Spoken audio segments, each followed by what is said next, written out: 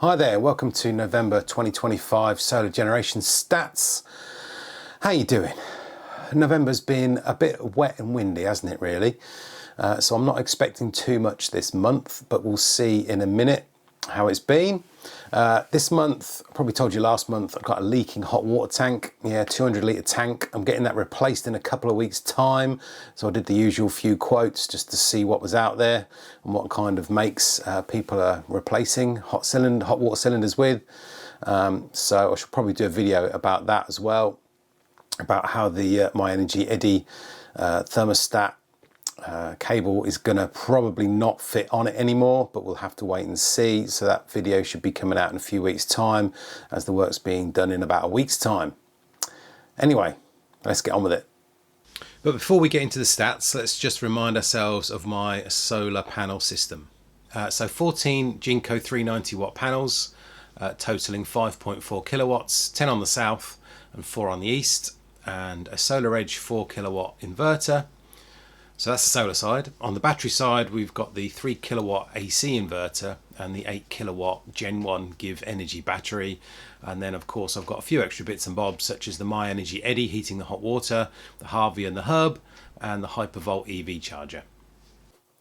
Okay, this is November.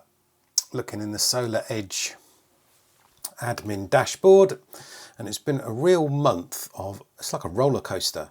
It goes down, then it goes back up again, down again, back up, down, back up, and then all over the place, to be honest, this month. So 210.26 kilowatt hours for the month. Really nice average of 7 exactly per day. Some nice days actually, and some really terrible days. So best day, 1st of November, 16.23 kilowatt hours. We had several sort of good days, 3, 4, 5, 6, 7. You could put them together in about a week or so's worth of good weather. And then the worst day ever, I think it's probably the worst day ever, 14th of November, obviously was raining, that's what the symbol says, 224 watt hours. So, I mean, that is terrible. The second worst, I believe, was 101, 105, 1. So 1 kilowatt hour on the 29th of November. That was the rainy Saturday. And then Sunday, 14 kilowatt hours. So what a difference a day makes. Okay, so now the month compared to other years. And I've got 22, 23, 24 and this year. And it wasn't bad actually. As I said, 210. We're up on last year. Last year's was 190. But it isn't the best November I've ever had. My best November so far was in 23 with 244. And the first year actually I had the system was lower at 180. So that must have been quite a big jump for me in 23, going from 180 to 240 that month. But it's not bad, to be honest. I'm always happy if it's at least as good as the previous year or slightly better, and it is. So I'm quite happy with 210. So looking forward, with December usually being the worst month, last year was 105, so if I get 110, 120, I'll be very happy as well. So let's just have a look at the panel layout on the roof. Obviously the south and the east, the 4 on the east. So this is for the whole month again, 210 kilowatt hours, and how they are spread out across the panels. So fairly standard on those panels, around 17 kilowatt hours. A couple on the end did make 18. But the ones on the east are all sort of 9 really, 9 kilowatt hours. So roughly again half of what they are on the south in the winter time, which is quite usual. Right, so this is the MyEnergi dashboard. So this is the Eddi. For the month I used 159.8 kilowatt hours, supplying the hot water tank overnight on cheap rate. Wow, I've never seen a graph look so uniform, except for one tiny blip. Otherwise it looks fairly similar. Obviously when it's wider, more power was put over a longer amount of time to heat the hot water a bit more. But there was just a little blip there on the 9th where it looks like it came on again. Obviously it dropped in temperature a little bit and then came on again to heat it up just before the 5:30 AM cut off. But otherwise, it looks just like exactly more or less the same nearly every day. So 160 kilowatt hours more or less in the Eddi that month, and that was all at 7p. So if you sort of work out 159.8 times 7p, you get £11.19 to heat the hot water for the month on cheap rate. Right, so this is the Hypervolt dashboard for the EV charger. So in November, 287 kilowatt hours was used to fill mostly the i3 and a little bit in the iX3.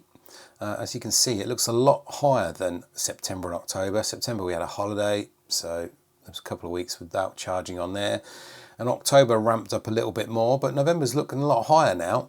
But to be honest, when you compare it to June and July and August, it's about the right level. If we look at the last 12 months, that you can see here, I think I'd had a longer commute and a different job for the end of last year, January, February, March. So that's why the charging was higher, and now it's kind of dropped down a fair bit. So we used 287 kilowatt hours through the Hypervolt at 7p per kilowatt hour equals £20.11. The i3 used most of that, and the i3 did 806 miles. The i3 took 227 kilowatt hours of the 287. And at 7p, that equaled £15.89 going into the i3, which means the i3 did cost actually an average of 2p a mile to run in November. Pretty average. And the average miles per kilowatt hour, it did 3.55, which obviously it can do a lot more in the summer. So I'm now in the Octopus dashboard online. So for the month without standing charge, £58.67. Was spent on importing from the grid. We had a big day there on the 15th, £4 off peak.